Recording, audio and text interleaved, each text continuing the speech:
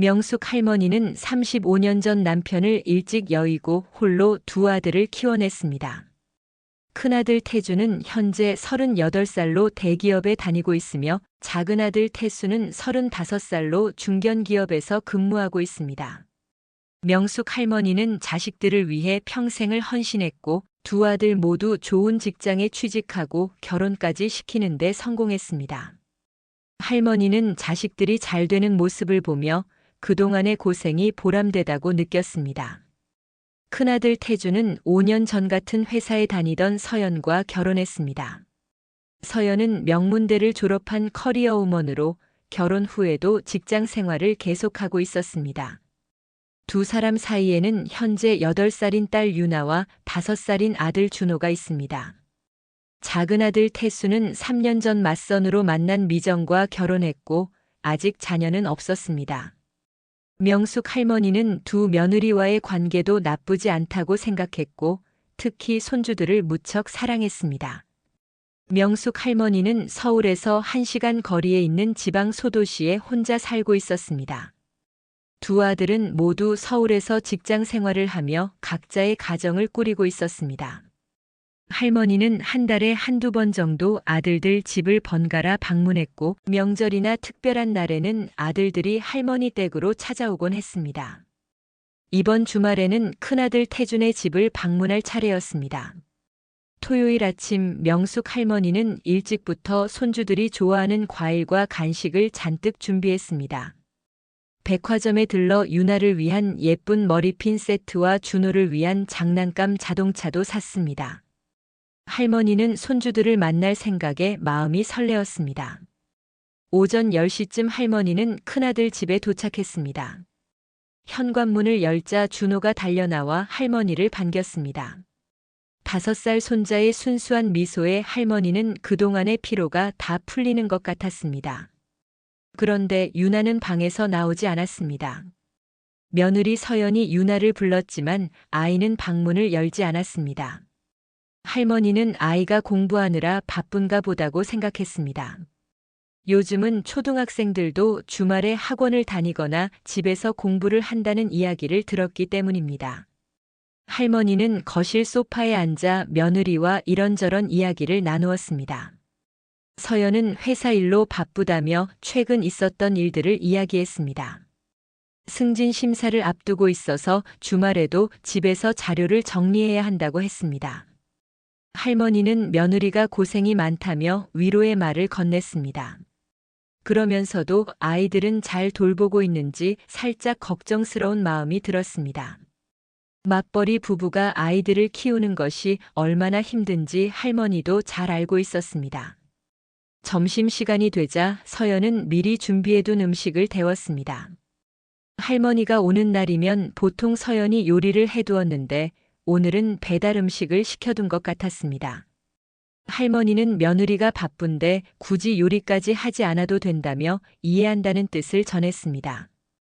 가족들이 식탁에 둘러앉았지만 여전히 유나는 방에서 나오지 않았습니다. 서연이 다시 한번 유나를 불렀고 이번에는 아이가 마지못해 방에서 나왔습니다. 유나는 할머니를 쳐다보지도 않고 인사도 하지 않았습니다. 명숙 할머니는 아이가 사춘기가 일찍 온 건가 싶어 그냥 넘어갔습니다. 요즘 아이들은 예전과 다르다는 이야기를 자주 들었기 때문입니다. 할머니는 유나에게 먼저 다가가 사온 머리핀 세트를 건네며 예쁘게 꾸미라고 말했습니다. 그런데 유나는 선물을 받지도 않고 시큰둥한 표정으로 할머니를 바라보았습니다. 할머니는 당황스러웠지만 아이가 피곤한가 보다고 생각하며 식탁에 앉았습니다. 점심을 먹는 동안 준호는 할머니 옆에 붙어서 제잘제잘 이야기를 늘어놓았습니다. 유치원에서 있었던 일, 친구들 이야기, 좋아하는 만화 이야기까지 끊임없이 떠들었습니다. 할머니는 손자의 이야기에 맞장구를 쳐주며 즐거운 시간을 보냈습니다.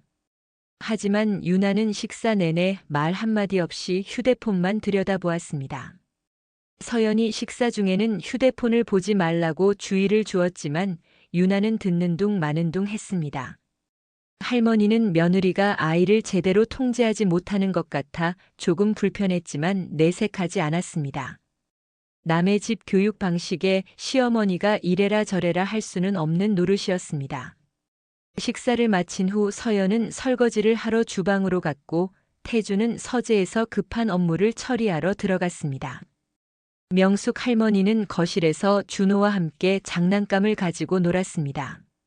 할머니가 사준 자동차 장난감으로 준호는 신이 나서 놀았습니다.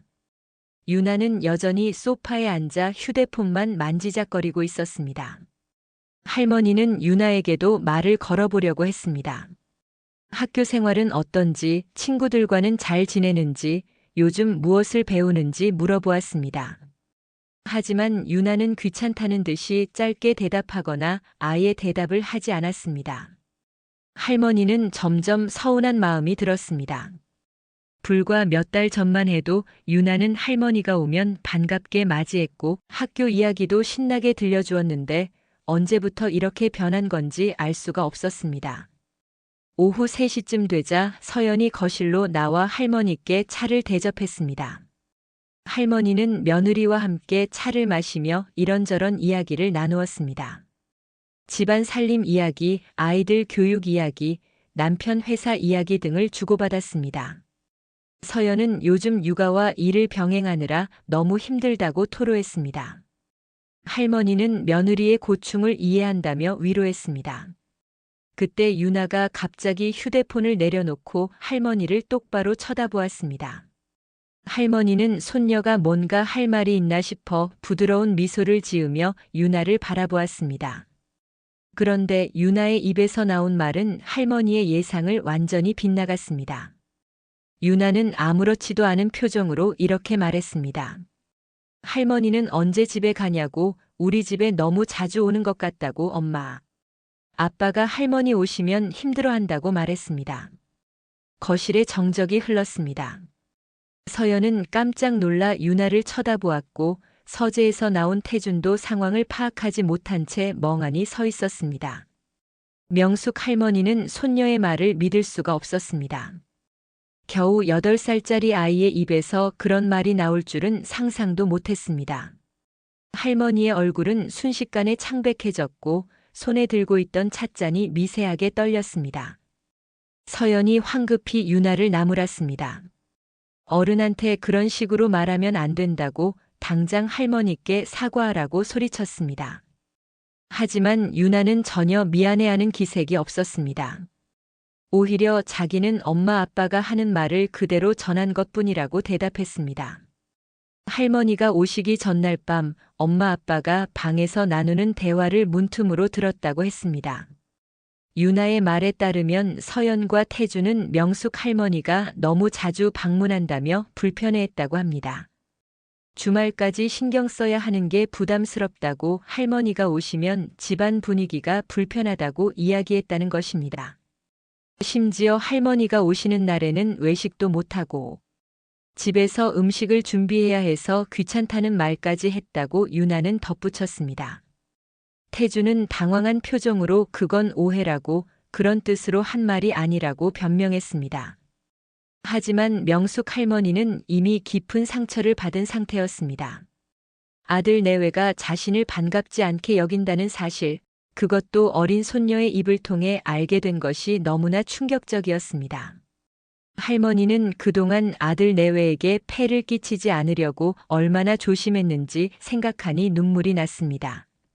명숙 할머니는 항상 방문할 때 손주들 선물을 챙겨왔고 빈손으로 온 적이 없었습니다. 며느리에게 부담을 주지 않으려고 식사 준비를 도와주겠다고 했지만 서연이 괜찮다고 해서 거실에만 앉아 있었습니다. 오래 머물지도 않았습니다. 보통 점심을 먹고 오후 4, 5시쯤이면 집으로 돌아갔습니다. 그런데도 아들 내외는 할머니의 방문을 부담스러워했던 것입니다. 할머니는 조용히 자리에서 일어났습니다.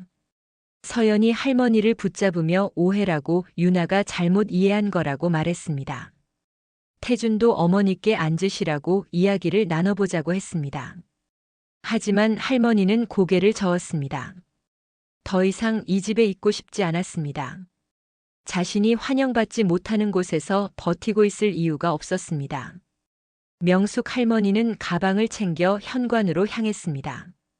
태준이 따라 나오며 어머니를 보내드리겠다고 했지만 할머니는 거절했습니다. 혼자 올 수 있으니 혼자 갈 수도 있다고 말했습니다. 서연은 미안하다는 말을 반복했고 유나에게 잘못을 깨우치겠다고 약속했습니다. 하지만 할머니의 마음은 이미 산산조각 나 있었습니다. 집으로 돌아가는 버스 안에서 명숙 할머니는 눈물을 참을 수 없었습니다. 창밖을 바라보며 조용히 눈물을 흘렸습니다.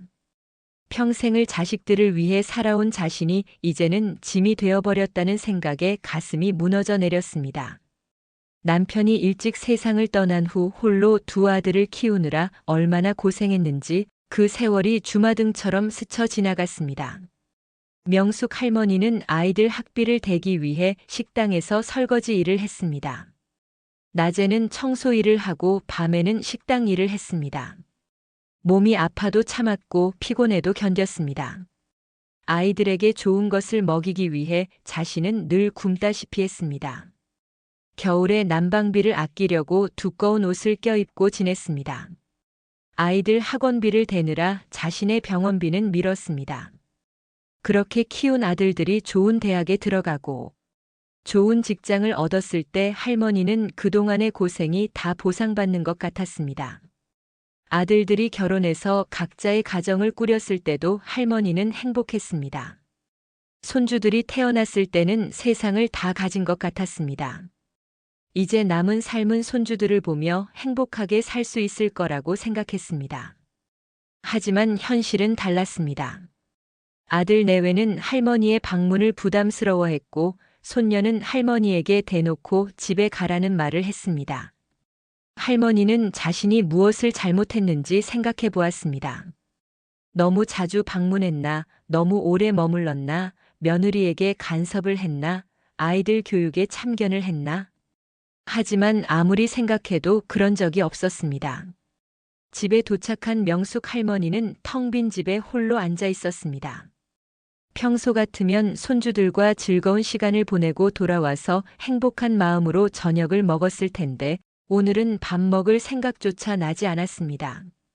할머니는 그냥 소파에 앉아 멍하니 벽을 바라보았습니다. 전화기가 여러 번 울렸지만 받지 않았습니다. 태준에게서 온 전화였을 것입니다. 다음 날 아침 작은 아들 태수에게서 전화가 왔습니다. 형님한테 무슨 일이 있었냐며 걱정스러운 목소리로 물었습니다.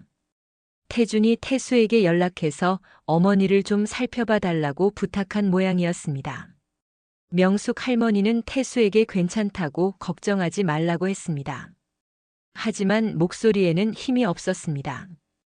태수는 주말에 어머니를 찾아뵙겠다고 했습니다. 할머니는 오지 않아도 된다고 바쁠 텐데 신경 쓰지 말라고 했습니다. 혹시라도 작은 아들 내외도 자신을 부담스러워하면 어쩌나 하는 두려움이 생겼기 때문입니다.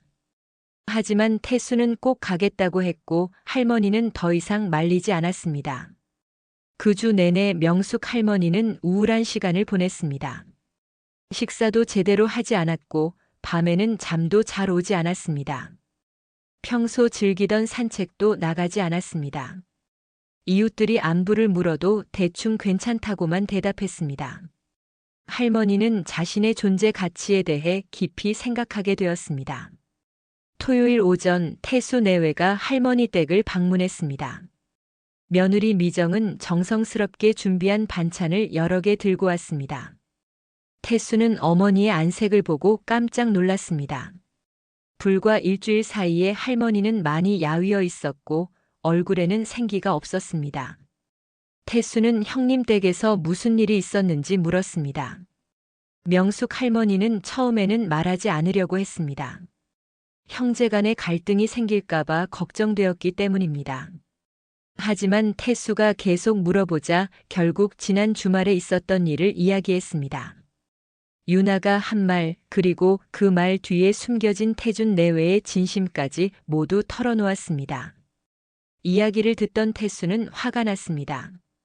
태수는 형님께 전화를 걸었습니다. 어떻게 어머니를 그렇게 대할 수 있냐며 따졌습니다.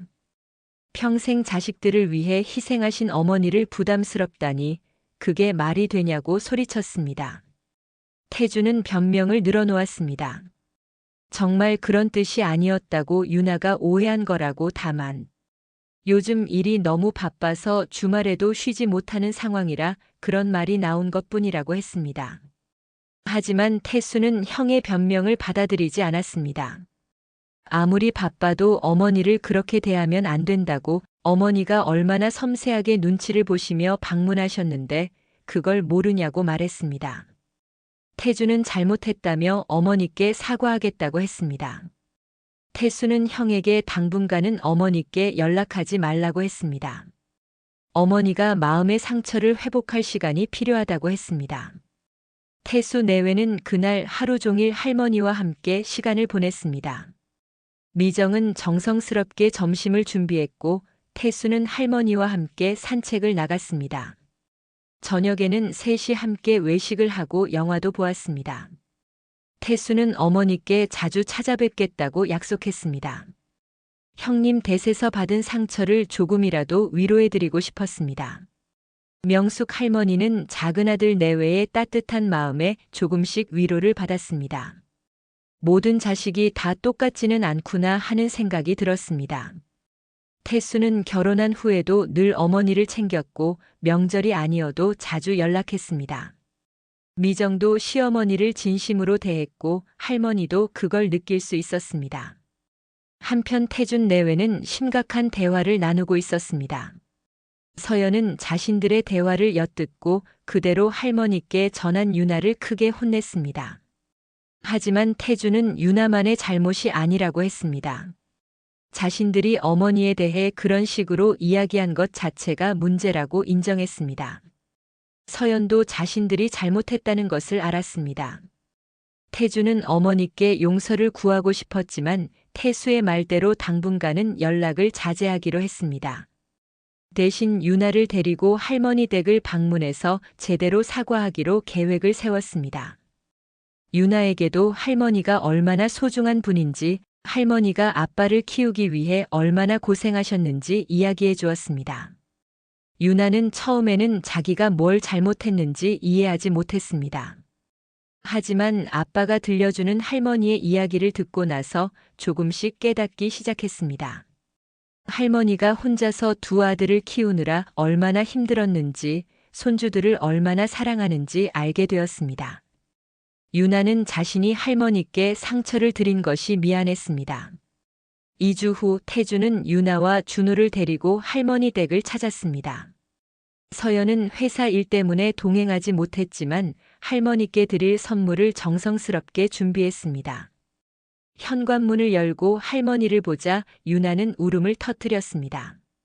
할머니 앞에 무릎을 꿇고 진심으로 사과했습니다. 잘못했다고, 할머니를 사랑한다고, 앞으로는 착하게 굴겠다고 약속했습니다. 명숙 할머니의 눈에도 눈물이 고였습니다.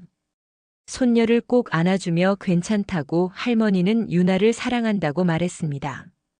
태준도 어머니께 깊이 사과했습니다. 자신들이 어머니의 마음을 헤아리지 못했다고, 어머니의 희생을 당연하게 여긴 것이 잘못이라고 인정했습니다. 앞으로는 더 자주 찾아뵙고 효도하겠다고 약속했습니다. 그날 이후 태준 내외는 태도가 완전히 달라졌습니다. 할머니를 정말 진심으로 모시기 시작했습니다. 주말마다 할머니를 초대했고 외식도 자주 했습니다. 유나와 준호도 할머니를 더욱 잘 따랐습니다. 특히 유나는 할머니께 손편지를 쓰고 학교에서 상을 받으면 제일 먼저 할머니께 자랑했습니다. 명숙 할머니는 다시 행복을 되찾았습니다. 비록 가슴 아픈 일을 겪었지만 그 일을 계기로 가족 간의 유대가 더욱 깊어졌습니다. 할머니는 깨달았습니다. 때로는 상처를 통해 진실을 알게 되고 그 진실을 마주할 용기가 있을 때 관계는 더욱 단단해진다는 것을 말입니다. 여러분, 오늘 이야기는 여기까지입니다. 가족은 가장 가까운 사이이지만 때로는 서로의 마음을 제대로 헤아리지 못해 상처를 주고받습니다. 특히 어린아이의 순수한 말 한마디가 때로는 큰 상처가 될 수 있다는 것을 기억해야 합니다. 부모는 아이 앞에서 하는 말을 조심해야 하고 아이들에게는 어른을 공경하는 마음을 가르쳐야 합니다. 무엇보다 가족 간에는 진심 어린 대화와 배려가 필요합니다. 오늘 이야기가 여러분께 작은 교훈이 되었기를 바랍니다. 긴 이야기 들어주셔서 감사합니다. 다음에도 더 좋은 이야기로 찾아뵙겠습니다. 감사합니다.